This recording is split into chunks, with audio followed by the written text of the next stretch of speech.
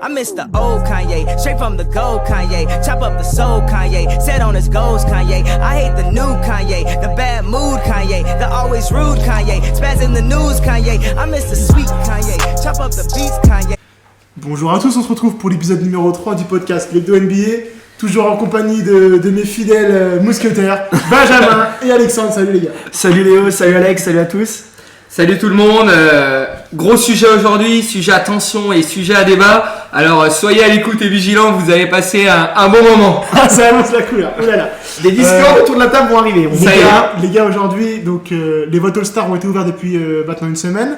On a chacun fait nos votes All-Star. On va commencer par l'Est.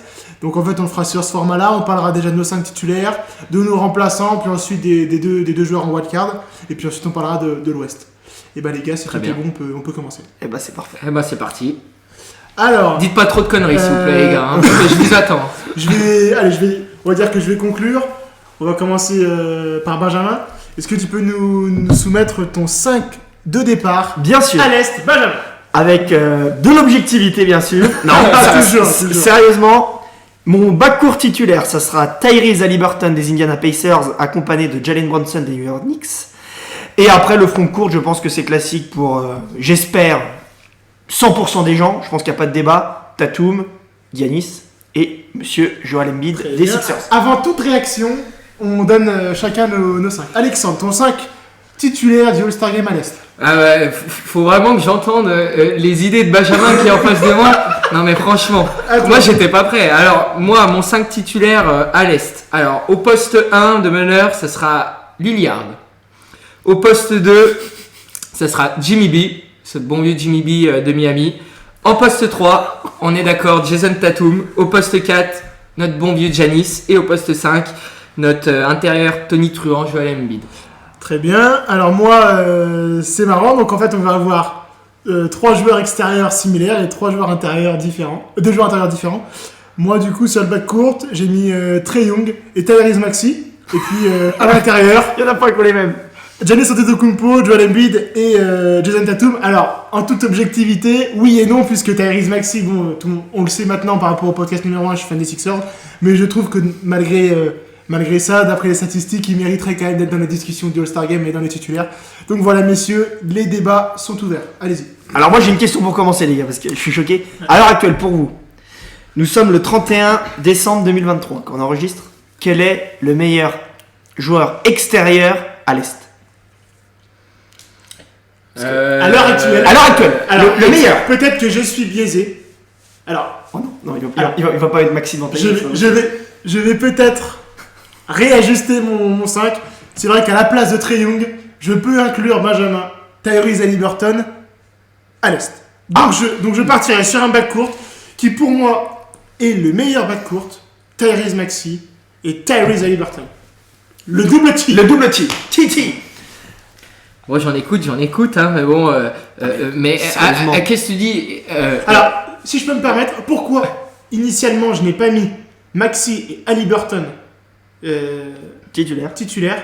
Je trouve que, alors, Haliburton délivre plus de passes D que Maxey, mais je trouve que c'est 2 joueurs qui ont un profil assez similaire. À l'inverse d'un duo Maxey-Donovan Mitchell par exemple. C'est pour ça qu'au début je me suis dit je vais pas les aligner tous les deux. J'aurais pu aligner Haliburton avec Donovan Mitchell, d'accord. Maxey avec Donovan Mitchell, et je me suis dit c'est vrai que Trae Young avec Maxey, Trae Young avec Haliburton. Ah oui, mais alors attendez, pour moi les gars, le All-Star c'est pas ce qui fait la meilleure équipe, c'est les meilleurs joueurs. On récompense les meilleurs joueurs. C'est les meilleurs joueurs. Le duo Maxey, pour moi ce serait le duo Maxey-Haliburton. Ah, je l'ai fait changer. Alors, moi je suis ouvert à toute discussion, mais pour moi. Alors Alex, tu me répondras après, mais là je suis désolé. Damien Lillard. Alors, on ne juge pas les carrières, d'accord? Là, on juge les performances sur les 3 premiers mois. Damien Lillard, alors, les Bucks sont mis en place, il est monté en régime sur les 10 derniers matchs. Ok, bon, déjà, moi, tu le dis. Ça, je dis pas. Lillard est monté en régime. Voilà, mais par contre, il n'y a pas un seul monde où, dans cette année, Tyrese Haliburton, parce qu'on va rappeler comme Tyrese Haliburton, il a pris une équipe des Pacers qui n'était même pas en play-in. Là, ils sont limite pour se qualifier en place playoff. Alors, ils ont un peu chuté après le in-season tournament. Voilà. Mais il a fait un in-season tournament magnifique. Ça, c'est la réalité aussi. Alex, Tyrese Haliburton, il a quand même foutu une rousse consécutivement aux Celtics et aux Bucks au in-season tournament. Le mec, il a encore claqué un match à 24 points, 20 passes décisives sans perdre un ballon. Je répète, Je répète, sans perdre un ballon, et surtout la prouesse de Tyrese Haliburton, je trouve, c'est que ce joueur, il a une justesse dans une équipe où c'est la meilleure attaque de la ligue, et surtout, je suis désolé, mais les Indiana Pacers, à l'heure actuelle, c'est le basket le plus à risque de la NBA. Ça court dans tous les sens. C'est ce qu'on appelle un basket popcorn. C'est un basket popcorn, on se régale. Et le mec, pour les fêtes qui arrivent, un basket champagne. Et le mec, dans ce contexte où c'est hyper compliqué, ça va à 1000 à l'heure, le gars il ne perd pas un ballon, il met des pastilles pour tout le monde. Pour moi, je suis désolé, Tyrese Haliburton, il a sa place devant Damian Lillard. On va replacer quand même le contexte parce que là tu diverges un petit peu. La question initiale que tu m'as posée, c'était qui est pour toi le meilleur joueur extérieur sur ce début de saison. Sur ce début de saison, c'était ta question. Oui. Déjà derrière toi, derrière ce que tu me dis, joueur extérieur, tu demandes quel poste? Poste 1, poste 2 ou poste 3? Non, j'englobe les deux. T'englobes les 3 postes. Non, je mets pas le. Tu mets 1 et 2. 1 et 2. Je mets juste 1 et 2. Et pour moi, Jimmy Butler est 100 fois plus fort. C'est un poste 3. C'est un poste 3 et 2. C'est un poste 3 et 2. Et pour répondre à ta question, pour moi, Jimmy Butler, parce qu'en fait, c'est ça le problème de tout le monde. C'est que quand il y a des équipes qui tournent à un moment donné, avec des joueurs qui tournent à un moment donné, ça y est, on en fait des joueurs super forts, monstrueux, magnifiques. Tu peux pas minimiser. Je ne minimise pas, c'est un très bon joueur. Mais moi, j'attends de voir sur la durée, j'attends de voir sur les 82 matchs et j'attends de voir en playoff. Jimmy Butler, en playoff, il nous l'a montré depuis toutes ces années que quand les playoffs arrivent, c'est un putain de mais là, tu juges une carrière, tu juges pas des matchs. Le problème, c'est que si on se recentre un petit peu, un petit point calmement, pour être factuel. Miami et Indiana ont presque le même bilan. Le problème, c'est qu'on a un Jimmy Butler qui tourne à 21 points de moyenne, 5 rebonds, 4 passes, et qu'on a Tyrese Haliburton qui, lui, tourne à 25 points de moyenne, 12 passes. Avec deux équipes qui ont, à 2-3 victoires près, le même bilan. Et surtout, je suis désolé, Butler, il a quand même Tyler Hero et Bam Adebayo à côté de lui. On en reparlera d'Adebayo, je pense, pour les remplaçants au All-Star. Ouais. Je suis désolé, Haliburton, à part qui, tu vas me dire qui, Miles Turner, Buddy Hield. Je suis désolé, Miles Turner, Buddy Hield, c'est pas niveau Tyler Hero, Bam Adebayo. Haliburton, il arrive à faire tourner une équipe. Alors, il y a Haliburton, il y a aussi Rick Carlisle, parce que la philosophie de jeu, je n'en ai pas.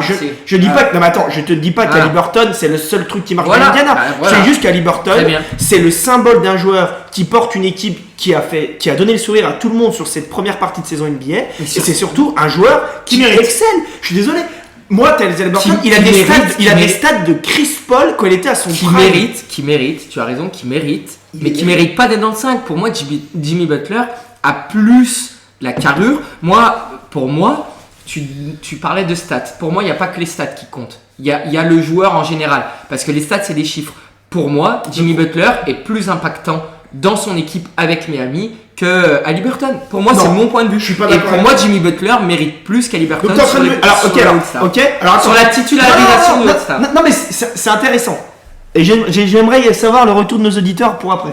Pour toi, écoute-moi bien. Oui, je vais poser une question. Je t'écoute. T'enlèves Butler de Miami. Oui. T'enlèves Haliburton de Indiana. Moi, je suis sûr que Miami tourne mieux sans Butler que Indiana sans Haliburton. Oui, je suis d'accord. Donc pour moi, Haliburton, il est plus valuable, il apporte plus à son équipe et il mérite plus d'être là que Jimmy Butler. Je suis d'accord, mais pour moi, on en parlera à la fin de saison. Je pense qu'Alexandre, en fait, là où je rejoins Alexandre, c'est dans, entre guillemets, je vais peut-être être un peu impoli, le moment où il faut un petit peu porter les coronets. Oui, mais là, c'est exactement ça. C'est qu'Alexandre, je pense que tu es un petit peu biaisé par ce qu'on voit de Jimmy Butler en playoff, qui est le moment le plus important de l'année, qui est le moment où on va juger les stars. Exactement. Et on est tous d'accord là-dessus. Jimmy Butler, depuis plusieurs années, c'est celui qui porte le plus ses coronets en playoff. Très bien. Maintenant, le All-Star Game, il faut pas oublier que c'est un événement premièrement commercial. Et qu'est-ce qui fait vendre quelque chose qui doit être commercial? C'est les stats. Et c'est ce qu'on voit depuis le début de la saison. Et Haliburton est un joueur qui, depuis le début de la saison, fait vendre et qui rapporte de l'argent à l'NBA. On ne réduit pas à ça, bien sûr. C'est quelqu'un qui a extrêmement... qui est bourré de talent. Pour le spectacle, bien sûr. Je pense que tu es biaisé simplement parce qu'on connaît de Jimmy Butler. Mais ce qu'on connaît de Jimmy Butler, c'est pas ce qu'il produit actuellement en début de saison. Oui, mais ça je suis d'accord. Mais t'as dit un truc et je voulais y venir, mais je voulais pas empiéter sur le prochain podcast qu'on va faire. T'as dit un mot qui est juste, c'est que c'est le All-Star Game, c'est avant tout commercial. Et ça, c'est la réalité. Mais pour moi, et je vais te répondre, et je pense que tous tous les auditeurs qui vont nous écouter penseront comme moi, les fans d'NBA, qu'est-ce qu'ils veulent ? Ils veulent des noms au All-Star Game. Ils veulent des stars. Il a raison aussi. Ils veulent des stars. Donc, Moi, quand tu payes ta place, vous le quand tu minimisez, payes les ta gars. place, tu veux une histoire. Moi, si j'étais fan, si j'étais supporter de basket, si je prenais là demain, hop, je pars aux États-Unis, je vais voir l'All-Star Game. Moi, ce que je veux, c'est voir des joueurs qui m'ont fait briller. Alors, je veux des noms. là où Et je suis pour d'accord moi, avec toi, pour c'est- moi, Butler est plus un nom Oui. qu'Haliburton. Oui, Haliburton est peut-être un nom en devenir. Je te dis pas, moi, je le mets dans la liste, hein, mais je le mets pas dans le 5 en fait majeur. Alors, Vas-y. là où je te rejoins, mais où j'ai quand même un problème avec ce que tu dis, c'est qu'à ce moment-là, eh ben, si on t'écoute, tous les ans, on fait un All-Star Game avec Kevin Love, Chris Paul et puis. Bah oui. Et donc, Puis on met du coup, ça- Boyd, et donc, on met du coup, Nowitzki, ça- et puis donc, on- du coup, ça voilà. rime plus à rien. Ça te voit. Tu rappelles le mec de L'objectif, Jordan. c'est de récompenser les joueurs qui, dans le début de saison, ont le plus brillé. Et Haliburton, dans ce début de saison, est un des joueurs qui a le plus brillé. Qui a le dans plus la- brillé, mais qui mérite pas sa place dans le 5. Bref, Voilà. on ferme le débat. Voilà. Vous en penserez ce que vous en penserez. J'ai une autre question, parce que moi j'ai dit un nom. Jalen Brunson, est-ce que ça dérange quelqu'un ça Jalen vous- Brunson, alors, est-ce que vous êtes d'accord pour qu'on rentre dans les remplaçants à l'Est Ah, Ouais, donc vous faut le mettez qu'on remplaçant. rentre. Vous le mettez Ok. Alors remplaçant. On refait un tour de Remplaçant à table. l'Est. Refais un tour de table, Benjamin, vas-y. Alors, du coup, moi, remplaçant, donc je refais ma logique backcourt, frontcourt. Maxi, je le mets derrière. Parce que Ouais. Maxi, tu l'as dit, on va revenir. Voilà, quoi, on va Un faire des ce grands qu'on a artisans dessus. du Un grand Philadelphia artisan Philadelphie défi, pour l'instant. candidat clair pour le MIP, progression monumentale, éclat sur le terrain, il brille de partout, il sait tout faire sur le terrain. On est Maxi d'accord. mérite. Remplaçant de Jalen Brunson, là je suis embêté, mais je pense que je vais trancher pour Jalen Brown. Pour récompenser. Jalen Brown que tu mets sur un poste 2 du coup. Ou sur un poste 2, ouais. Ouais. Moi, du coup, Butler, je l'ai mis, mais moi, tu vois, je l'ai pas pris en backcourt, je l'ai pris en fond de court, donc je l'ai mis derrière Tatum. Je prends Butler derrière Tatum. J'ai pris Paolo Banchero derrière Giannis, parce que pour moi, il faut récompenser Ouais. la belle saison d'Orlando. Et C'est d'accord. je prends Adebayo pour moi derrière Embiid, parce Voilà, que qui est pour moi, la suite logique due aussi à la pénurie de pivots à l'Est. bien sûr. Et Pénurie, le mot est faible, Léo. Pénurie, le Alors, mot est faible. après, le problème, et je peux entendre certains, c'est vrai qu'Adebayo a été beaucoup blessé en début de saison, mais dès qu'il est là, il est monstrueux. Exactement. Et pour moi, Adebayo mérite d'être Voilà. au All-Star. Alexandre, tes remplaçants à l'Est. Bah, je vais en froisser encore plus d'un, hein, je pense, hein, mais bon, c'est le but, hein, parce qu'on voit pas le basket pareil, et c'est là où c'est intéressant, parce qu'on voit le basket perçu par les fans, entre guillemets, et le basket perçu par des gens qui vivent la mouvance aussi actuelle du basket, qui sont dans le basket. Il est en train de me dire que. Voilà. Attends, c'est pas dit. Le mec, Mais c'est c'est- le c'est- mec, il c'est- dénigre Haliburton, il est en train de c'est- tuer la mouvance. c'est- Mais on. Messieurs. Donc, J'y crois pas. putain. en remplaçant, je mettrais Haliburton. Ah, voilà. Ouais, voilà. Tout ça pour ça. Tout ça pour ça. Exactement. Bon, c'est déjà bien. Après, je mettrais Jalen Brown, comme tu as dit, joueur incontournable aux côtés de Tatum et Porzingis aux Celtics. Donc, bien J'ai sûr. peur de ce qui va arriver. J'ai peur de ce qui m'arrive aussi là. Bam Adebayo, totalement d'accord sur ton analyse. Donc, bien sûr. Paolo Banchero, totalement d'accord avec toi. J'ai cru qu'il allait squeezer. Et là où on diverge, c'est que Trae Young, pour moi, qui fait un très bon début de saison à Atlanta et qui fait tourner, qui est une pièce maîtresse pour moi de l'équipe, qui permet à Atlanta de tourner modérément, hein, mais qui permet de tourner quand même cette saison. Et pour moi, on l'oublie. Attends, mais- t'en as dit 5 là. Tu dis pas que t'es wildcard là, si? Là, il était parti sur les wildcards. Ouais. Alors, on les dit. Ah, alors, après, on les dit après, après. ouais. Ils Ok, ont les ça perdre. marche. Donc et voilà. alors moi, On est d'accord, il y a 2 wildcards après Ouais, c'est ça. derrière. Ok. donc moi, sur mes remplaçants, je suis parti sur du coup Trae Young, puisque je Très mets bien. Tyrese Haliburton Ouais, dans donc le tu titulaire. sais qui a rajusté, ouais. Voilà. Et puis Damian Lillard. Ouais. Ce qui fait que pour tous les trois, on en parlera après, mais Donovan Mitchell est un troisième choix Exactement. à l'extérieur. Et ça, Exactement. c'est quelque chose qui peut Mais moi, me ce déranger. qui Voilà, m'embête, les gars, c'est que je Jalen finis. Brunson, personne le cite là. Attends, j'ai fini. il finit J'ai fini. et après on répondra. Ensuite, à l'intérieur, je suis parti sur Bam Adebayo et Jalen Brown que je place en poste 3. Ok. Et du coup, j'ai changé mon poste 4 par rapport à vous. Paolo Banchero sera mon wildcard. Ok. Ah, ok. Comme Jalen Brunson, comme ça j'introduis le wildcard. J'ai mis Brunson et Banchero en 11 et 12. Et j'ai mis notre bon vieux Julius Randle, poste 4 de Big Apple, dans mes remplaçants. Pourquoi ? Parce que c'est un joueur, New York fait un très bon début de saison. Bien sûr. Oh oui, bah, ça c'est sûr. Et c'est un joueur qui, dans les stats, je trouve est très intéressant. Un poste 4 qui est presque en double-double de moyenne, qui une triple menace offensive. Et puis, je trouve que c'est bien de récompenser Julius Randle, qui est un joueur ça fait un petit peu plus longtemps qu'il est dans la ligue que Paolo Banchero. Et Banchero, entre guillemets, entre les remplaçants et les wildcards, il n'y a pas une. Pour moi, Oui, bien sûr. il n'y a pas un écart important. Et je voulais simplement mettre Randle devant Banchero dans le sens où être un poste 4 en double-double de moyenne, ça me paraît quand même intéressant. Et voilà. Et puis c'est un joueur que j'affectionne particulièrement, un pur gaucher. Voilà. Mais est-ce que du coup, toi, tu mettrais Randle. Pour toi, Randle est meilleur que Banchero à l'heure actuelle? Ça me choquerait pas si tu me disais oui. Alors, la question. Alors, si je te. Alors, oui et non. La question, c'est est-ce que Randle, à la place de Banchero à Orlando, ferait moins bien que lui? Je pense pas. Ouais. Voilà. Je pense que c'est deux joueurs différents, mais ton raisonnement, il se tient. Voilà, je pense que tu mettrais Randle à la place de Banchero à Orlando. Orlando ne ferait pas moins bien. Donc, voilà, c'est des joueurs que je mets à peu près au même niveau, en tout cas, au stade de leur carrière actuellement. Et du coup, il a dit c'est wildcard. Toi, Alex, tu mets qui en wildcard? Le joueur que tu as cité, là, qu'on C'est-à-dire n'arrête pas de citer. Jalen Brunson? Exactement. Voilà, comme Merci. moi. Voilà, Merci. dans les wildcards. Qui est un excellent joueur aussi. Léo l'a très justement dit. Et je vais être un peu dur aussi dans mes propos, mais Donovan Mitchell est ma deuxième wildcard. Mais Ça me fait mal le cœur parce que c'est un joueur. C'est exactement. C'est un joueur le qui cul entre deux mériterait- chaises. C'est un joueur, quand on le voit jouer, qui mériterait d'être même titulaire à All-Star Game. Je suis totalement d'accord avec toi. Mais il a porte son certaines, équipe, il a mais- certaines failles dans son jeu qui fait que certains joueurs peuvent lui passer devant, et même si c'est très fin, c'est quelqu'un, bizarrement, on a tous fait le même choix de le mettre un petit peu derrière de côté. les autres. Mais Ah bah, alors, juste, Bah, je vas-y, réponds, puis je je te réponds à donne Léo un et wildcard. après il dira. Tu sais, je vais te répondre. Ok, juste sur Donovan Mitchell, je pense que tu as des joueurs qui sont aimés par la population, qui font le show, qui sont pas forcément plus forts que Donovan, mais qui passent à la télé, comme on dirait. Et Donovan, pour moi, est un joueur super performant, mais qui passe pas auprès des spectateurs ou qui passe moins auprès Alors, des spectateurs. moi, je pense. sais que, Voilà, personnellement, c'est un joueur que j'apprécie un peu moins voilà. par rapport à tout l'historique qu'il a eu à Utah, c'est-à-dire c'est un joueur qui demandait énormément de fautes aux arbitres, qui se plaignait énormément, c'était jamais de sa faute quand Utah n'était pas bon en playoff.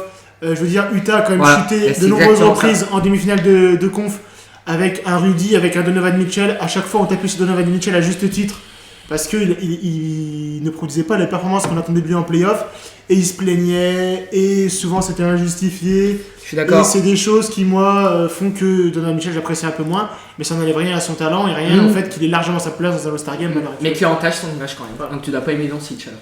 Vas-y, on y reviendra après. Alors, du coup, moi, pour finir, où j'ai. Je pense en fait, ce qui diverge de vous, c'est que moi, du coup, j'ai mis Damian Lillard en wildcard.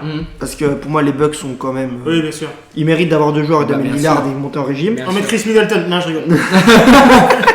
Et moi, du coup, à la différence de vous, les gars, c'est que j'ai mis Mitchell devant Trae Young. Et moi, en fait, celui Ok. qui me déçoit, c'est Trae Young. Alors, ok, il a des stats, mais je trouve que. Alors, je vais être très dur avec Trae Young. Et après, je reviendrai sur Donovan Mitchell.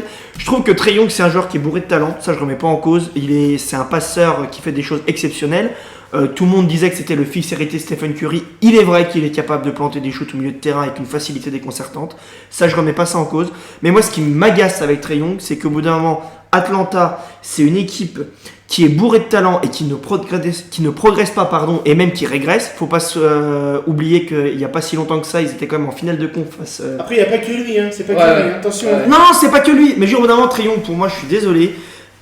Il m'agace sur le terrain à certains moments. Ok, il est bourré de talent, mais je le trouve des fois très irrégulier et des fois il passe complètement à travers de ses matchs.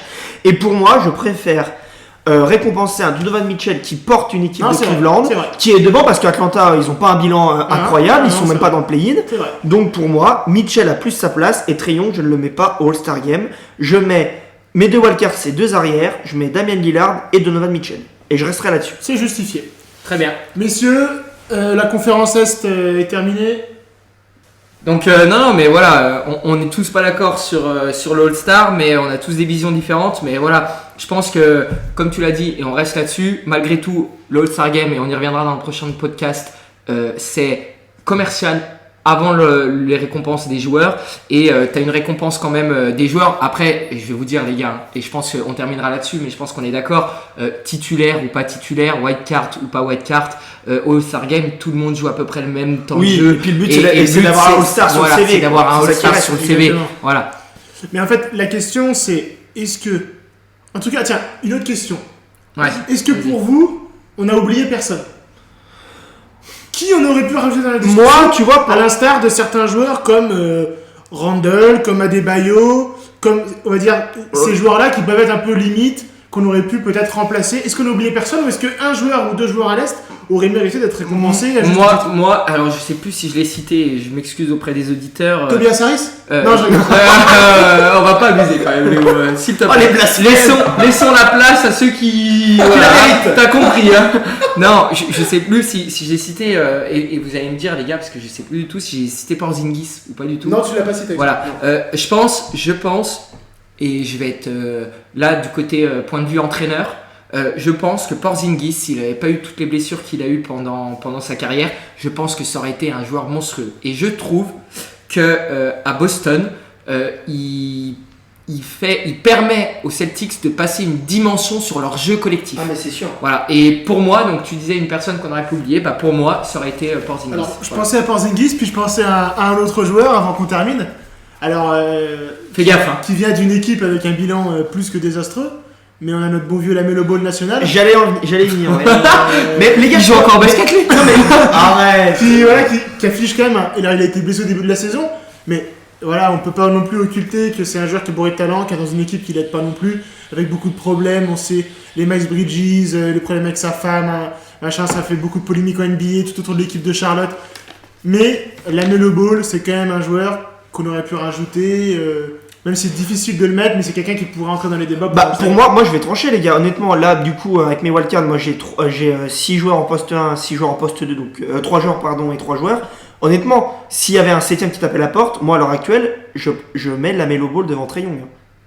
Alors, je sais pas si ça vous choque, mais pour moi, honnêtement, je pense, moi, Lamelo Ball. Je le ferai pas parce que. Pour moi, il est, comme tu dis, il a le contexte qui est pas là, mais juste. Regarde, imagine, Lamelo Ball, tu le mets à la place de Tyrese Haliburton à Indiana, je suis sûr que ça tourne aussi bien. Ça peut tourner, je suis d'accord. Tu veux une réponse à cette question de ma part ou pas du tout? Vas-y. Une réponse objective. Objective, c'est que déjà. Mais Lamelo Ball, tu l'aimes pas. Toujours dans le respect, non, mais tu l'aimes pas, Lamelo Ball. Mais c'est exactement ça, je l'aime pas. Voilà, je n'aime pas. Pourquoi tu l'aimes pas? Mais c'est un bon basketteur. C'est un bon basketteur, mais je l'aime pas. Mais pourquoi? Parce qu'il dégage un truc. Mais là on parle de basket. Oui, mais je vais te répondre. Je vais te faire une transition qui permettra de passer sur la suite du podcast. Question. Est-ce que pour vous, Ja Morant a sa place à l'Ouest? Pour moi, de par les soucis qu'il a eu, c'est non. Parce que pour moi, au-delà du basket. Il a joué 4 matchs, il l'aurait pas eu. Non, mais au-delà du basket, il y a aussi la personne, il y a aussi l'humain et il y a aussi ce qui se passe à côté. Mais Lamelo Ball, pour moi, c'est zéro. Non mais attends, Lamelo Ball, alors ok, il a des voitures Ferrari de toutes les couleurs. Il met des chaussures un peu voyantes, mais il a jamais fait des cas. Mais c'est je sais, on peut pas comparer, mais c'est de par ce côté-là à côté qui me dérange, et pour moi, faut même pas en parler dans la discussion des All-Stars. Pour finir, j'aurais mis une petite mention parce que là, c'est en train de partir en n'importe quoi. Il y a des aberrations. Pour être sérieux, moi c'est Scotty Barnes. Alors je sais que Toronto ça va pas très bien. C'est le nouveau meneur de Toronto. Voilà, nouveau meneur de Toronto. Il tente des choses. Honnêtement, Scotty Barnes, il a fait une. Un Golgoth avec des moves qui devient meneur. Les mots sont forts dans le podcast là. Vous êtes vraiment trop sévère. Non, honnêtement, sérieusement, Scotty Barnes, je trouve qu'il a fait une super progression. C'est un super joueur. Moi, j'ai en mémoire le match qu'il a fait à 21h30 qui était passé sur Bein. Contre les Spurs, où ils sont à moins 22 et il fait un 4ème quart-temps, il est en feu total. Je trouve que Scotty Barnes, il a pas encore le niveau pour être All-Star parce qu'il y a une concurrence très rude. Mais honnêtement, mention pour Scotty Barnes. Totalement d'accord. J'apprécie très fortement ce joueur et sa progression. Qui pour moi est largement devant Lamelo Ball dans les discussions. S'il devait y avoir. Ça c'est beau. Ouais. Messieurs, on clôture le podcast de l'Est. On clôture le podcast de l'Est. Exactement. Et puis ensuite, de toute façon, oui, là, on enregistre dans la foulée podcast de l'Ouest, donc vous l'aurez sur un autre épisode. Et puis on envoie l'Ouest de manière plus sereine, plus calme, Alexandre. Exactement. Mais si vous avez écouté l'Est, écoutez l'Ouest parce que ça risque d'être intéressant. Surtout qu'à l'Ouest, il va y avoir des aberrations sans nom. Benjamin, Alexandre. Merci. Messieurs, bonne soirée. soirée. Merci, bonne écoute et soyez là pour le prochain. Allez, très bonne soirée à tous.